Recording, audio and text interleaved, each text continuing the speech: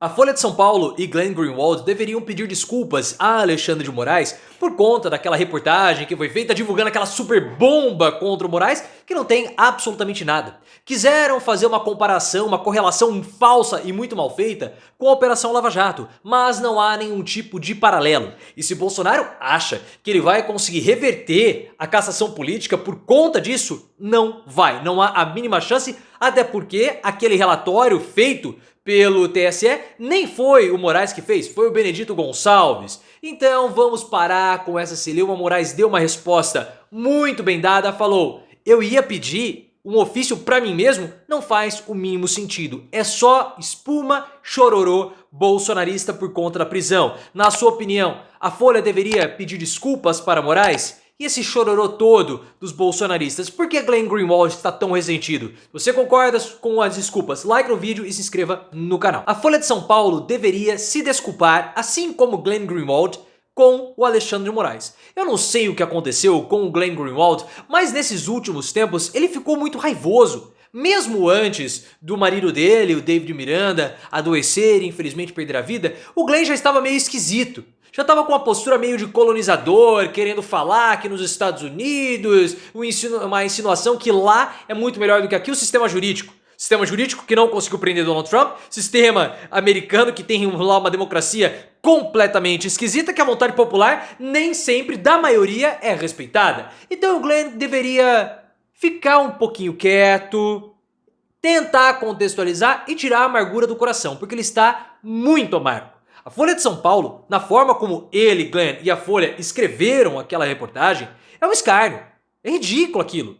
É uma reportagem mal escrita que não contextualiza o que aconteceu e leva a uma falsa correlação com a Operação Lava Jato. Querendo comparar Alexandre de Moraes com Sérgio Moro porque você teve a Vaza Jato, trocas de mensagens entre procurador e juiz, e agora são trocas de mensagens, mas todo mundo troca mensagem? Agora tem que ver o contexto daquelas mensagens. E até o dia 13 de agosto, quando houve a divulgação das mensagens, não tem absolutamente nada demais ali. Por isso que a Folha de São Paulo deveria fazer uma retratação, assim como Glenn Greenwald, e pedir desculpas, porque ali não tem nenhum tipo de ilegalidade. Qual a ilegalidade de dois servidores conversando? Nenhuma. É só fofoca. Servidores conversando, falando mal do chefe. Se você é chefe ou se você é funcionário, você fala mal do seu chefe. Aí o Alexandre de Moraes mandou fazer um relatório. Aí quando ele cisma com uma coisa, e daí? E daí que o chefe cismou com alguma coisa? Alexandre de Moraes, na condição de relator do inquérito, poderia, muito bem, solicitar a inclusão de determinados elementos. Ele tinha condições para isso, e na condição de presidente do TSE, que é um tribunal com poder de polícia, ele poderia fazer aquilo. Ah, mas estava fora do rito. Fora do rito não é ilegal. Fora do rito não é ilegal. Se da mesma forma que nós tivemos o critério e seguimos o conceito a respeito de golpe e falamos Bolsonaro, ele tentava pregar uma baderna institucional para atacar as instituições republicanas. Aqui no canal a gente não falava de golpe, porque a gente mantém o conceito. A mesma forma é agora. Não há nenhuma ilegalidade por parte do Alexandre de Moraes. Fora do rito não é ilegal. Pelo menos até o momento que nós temos as mensagens, segundo a reportagem do dia 13 de agosto. Talvez daqui a um tempo possa surgir mais coisa com provas fraudadas, mas até o momento não. E há uma diferença muito clara para a Lava Jato. Uma diferença claríssima. Na Lava Jato você tem juiz conversando com o procurador para ajustar o processo para condenação. Fora a parte das provas. Lula foi condenado sem prova. O que nós temos aqui na operação do Alexandre de Moraes? Um servidor conversando com outro servidor. Um servidor do TSE conversando com o servidor do STF.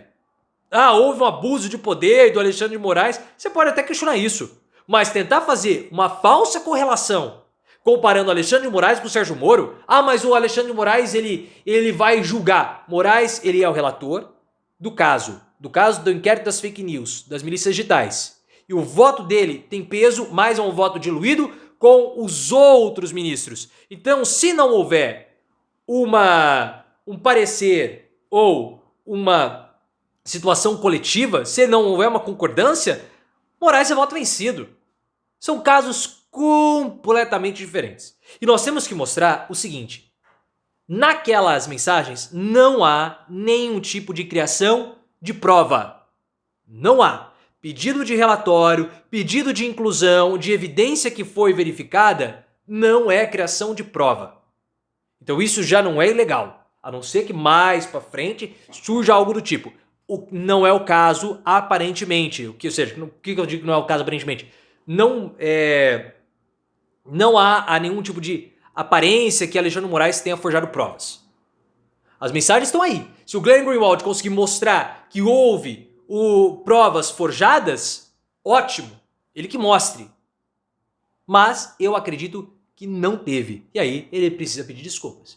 E o que ficou muito claro nisso, até com a própria fala do Alexandre de Moraes justificando, é que essa atuação por parte do Augusto Aras, usando o TSE e o STF, ocorreu por conta da leniência do Augusto Aras. O Ministério Público não existiu na época do governo Bolsonaro. Bolsonaro colocou o Augusto Aras ali, Augusto Aras não investigava, Augusto Aras não denunciava, não fazia nada. Ele só ficava escovando o peito cabeludo dele, o dorso cabeludo. Isso mostra a corrosão das instituições. Bolsonaro, ele colocava pessoas nos ministérios e em órgãos importantes que acabaram corroendo a República. Olha o que Damares Alves, Augusto Heleno e o Salles fizeram com relação à proteção dos povos originários. Não houve. Quase teve um extermínio de um povo dos Yanomamis. E os relatórios eram falsificados para enviar para a ONU, para não ter fiscalização. Ele foi corroendo as instituições. E no Ministério Público a mesma coisa. O TSE precisou, o Alexandre de Moraes, o TSE e o STF precisaram suprir a leniência do Ministério Público e atuar desse modo. Por quê? Porque houve a corrosão da instituição.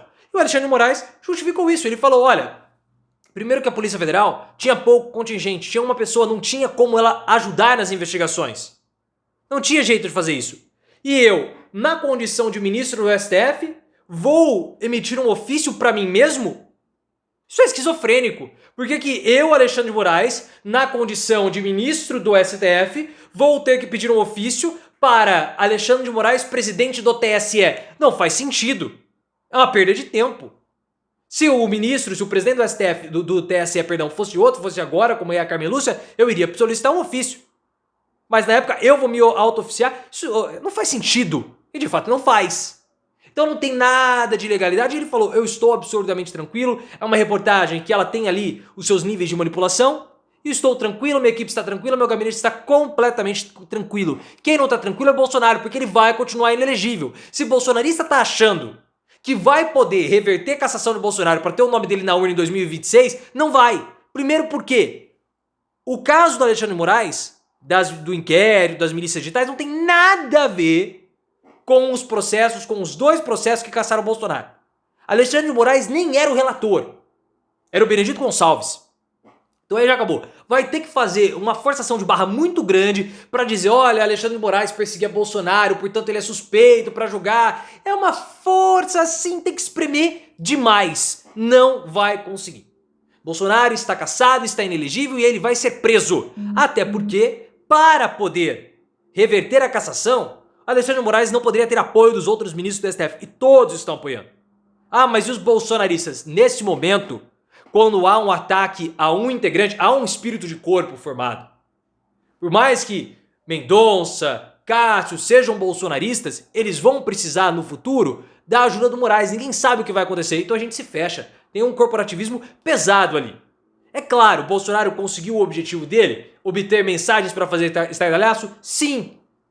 Porque sempre foi esse o objetivo do Bolsonaro.